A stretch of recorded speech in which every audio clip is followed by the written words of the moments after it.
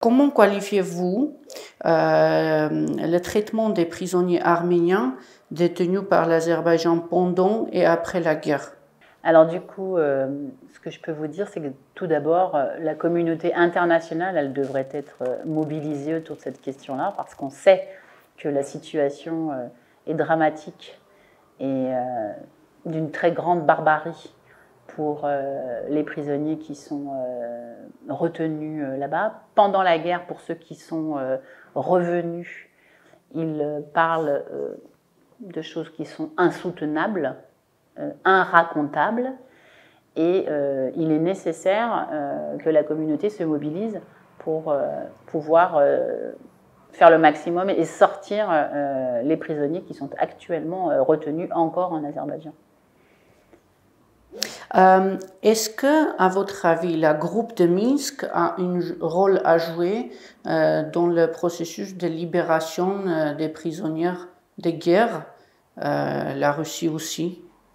Oui, je le pense. En tout cas, c'est ce que j'ai même dit mardi en question d'actualité quand j'ai fini sur cette partie de ma question que j'interpellais le gouvernement. J'ai rappelé l'importance du groupe de Minsk et l'importance que ce groupe puisse participer de manière diplomatique, mais avec force et détermination pour essayer d'aider à sortir les derniers prisonniers, mais je crois qu'ils sont encore, je n'ai pas le chiffre bien évidemment, mais je crois qu'ils sont encore très nombreux. On a vu pendant la guerre des nombreuses vidéos filmées par les Azéris où on voit les prisonniers d'être torturés psychologiquement et physiquement. Quel est le but final de cette politique de déshumanisation globale des Arméniens?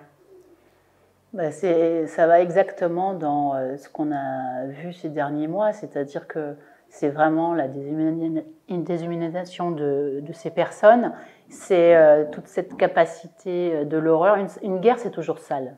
On ne va pas ignorer que dans les guerres, les choses que l'on peut entendre, voir, sont dans l'innommable. Et en même temps, on sait très bien qu'actuellement, il se passe des choses qui sont de l'ordre des traités internationaux sur lesquels on peut appeler ça crime de guerre. Et c'est vraiment la négation totale de la personne humaine et donc aussi de son identité. Et l'identité arménienne, dans cette partie du monde, chez eux, est une partie importante de son histoire. Et c'est vraiment la négation de cette personne humaine. C'est pour ça que j'ai toujours interpellé la communauté internationale à se mobiliser autour de ces questions qui sont évidemment le traitement des prisonniers, le traitement de ce qu'on a pu voir. Beaucoup de vidéos l'ont montré. Encore récemment, beaucoup de personnes arméniennes se trouvent à aller sur place pour aider avec des organisations humanitaires, et ils rapportent des propos qui sont vraiment de l'ordre de l'innommable et du crime sur l'humanité. Les Arméniens ont des craintes justifiées de leur passé, que l'héritage culturel arménien qui s'est retrouvé sous le contrôle azéri est menacé.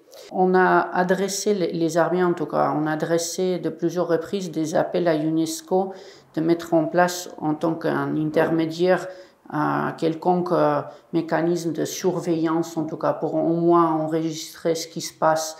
Mais cependant, il n'y a aucune avancée sur ce projet. Pourquoi, selon vous, c'est comme ça? Et qu'est-ce qu'on peut faire éventuellement pour pouvoir protéger l'héritage arménien architectural en Artsakh? D'abord, c'est le joyau de l'humanité. C'est notre histoire, c'est un joyau de l'humanité. Il faut évidemment que l'UNESCO se mobilise sur ce patrimoine qui est historique.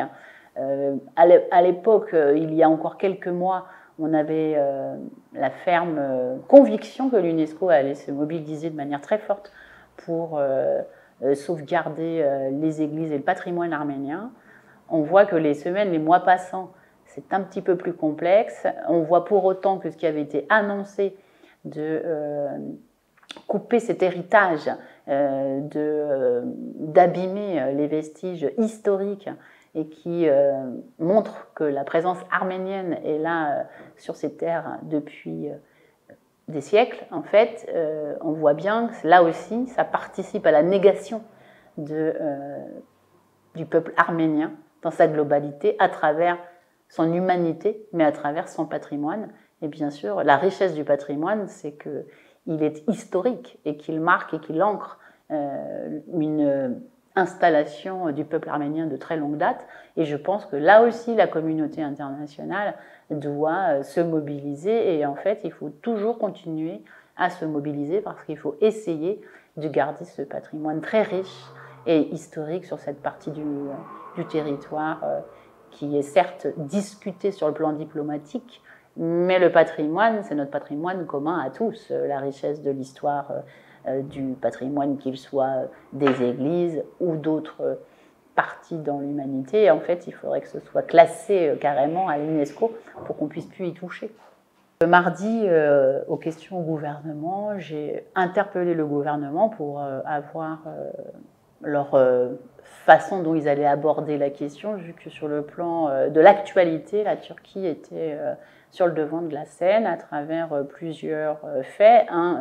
Dans le week-end, ils avaient signé un décret présidentiel se retirant de la Convention d'Istanbul, qui est un traité du Conseil de l'Europe qui engage les pays qui étaient signataires, dont la Turquie l'était avant, à lutter contre les violences faites aux femmes, les violences familiales, donc ça veut dire le droit des femmes, évidemment, et bien sûr le droit des enfants aussi, puisque c'était lutter contre les violences, et les pays qui s'investissent, donc c'est une régression pour le droit des femmes, sur le plan familial, pour aussi les droits des enfants.